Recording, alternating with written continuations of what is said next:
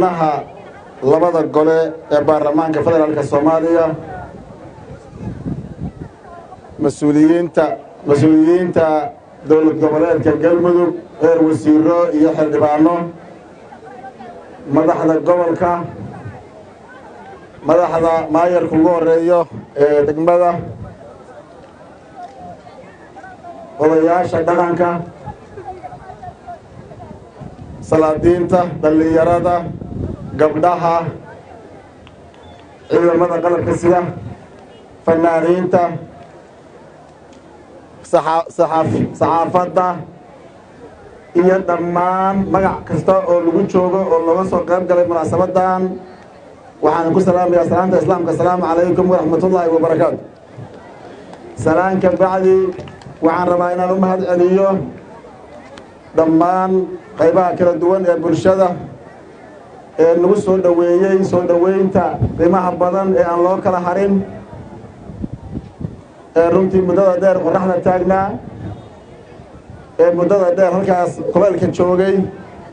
waxaan leenahay walaalayaal waa idin xasuusan doonaa sida aad noo soo dhoweyseen iyo niyad samida iyo qalbiga aad noo muujiseen.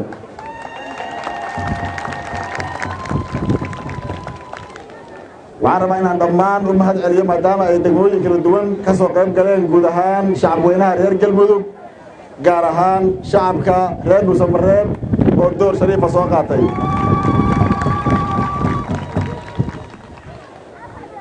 mahad celinta soo dhoweynta kadib waxaan rabaa halkan inaan ka bogaadiyo shirkii dib u heshiisiinta Galmudug ee ku guulaystay magaalada Dhuusamareeb oon bogaadiyo shirkaas waan u mahad celiyo qaybihii kala duwanaa ee ka gacanta ka geystay taabagelinta iyo in lagu guulaysto oo ugu horeeyaan madaxda dowladda federaalka Soomaaliya oo ku bixiyay dadaal aad iyo aad u ballaaran sidoo kale madaxda dowlad goboleedka Galmudug oo gacan weyn ka geystay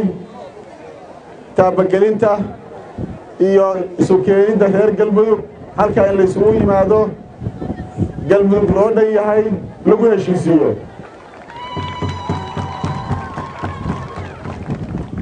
sidoo kale halkaan inooga mahad celiyaan rabaa hoggaanka ahlu sunna wal jamaaca oo difaaca dalka iyo isu keenidda reer Galmudug gacan mugle ka soo geystay oo taariikhdu xusi doonto. waxaan rabaa inaan u mahad celiyo guddigii dib u heshiisiinta iyo salaadiintii qiimaha badnaa iyo madaxdii dhaqanka ee soo hooyey guushaas iyo isafgaradkaas iyo midnimadaas. waxaan rabaa inaan sidoo ugu dambayn mahad gaara u celiyo shacabka reer Dhuusamareeb soo dhoweyntii iyo martigelintii iyo sharaftii ay ka muujiyeen shirkaas.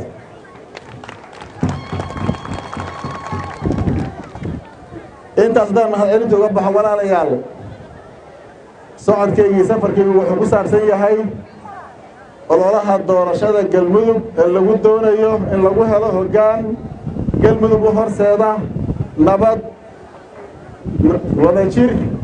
iyo midnimo. walaalayaal haddii ilaahay qadaro oo aan xilka dowlad goboleedka Galmudug qabto hoggaankeeda waxaan rabaa inaan halkan ka ballan qaado ilaahay idankii anigu waxaan ku shaqayn doonaa oo hoggaanka aan ku hagi doonaa siyaasad deggan oo la shaqayn karta dowladda federaalka Soomaaliya dowlad goboleedyada dalka ka jira iyo dhammaan cid kasta oo muhiim u ah danaha Galmudug.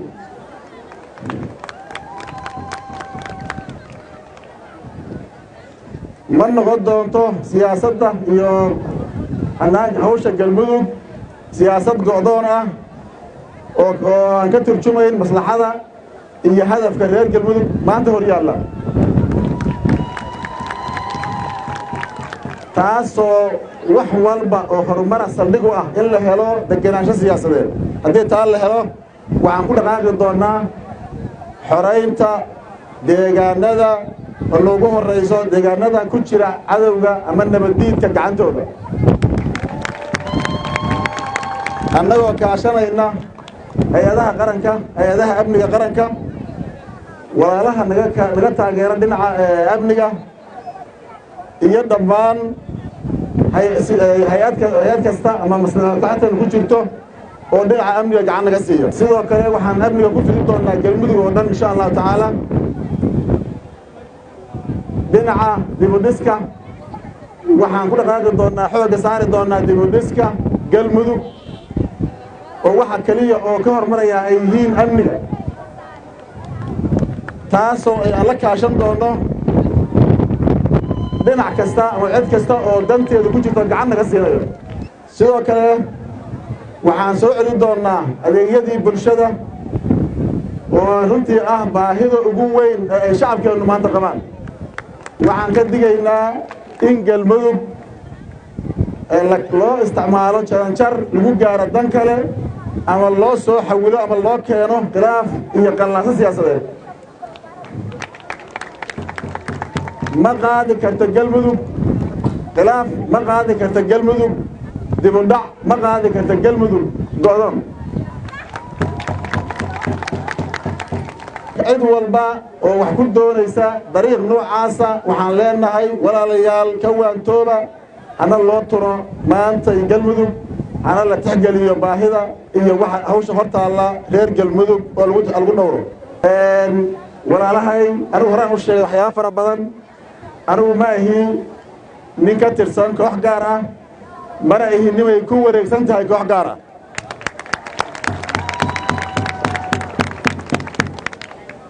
waa ismaraysan doonaa waa wada joognaa qaybaha bulshadana was arkaynaa mar raba inaan khudbaddeer meeshaan ka jeediyo waqti waa kulmiya wax badanna waa la taagnaa aad iyo aad mar labaad yaan idiin mahad celinayaa niyaddii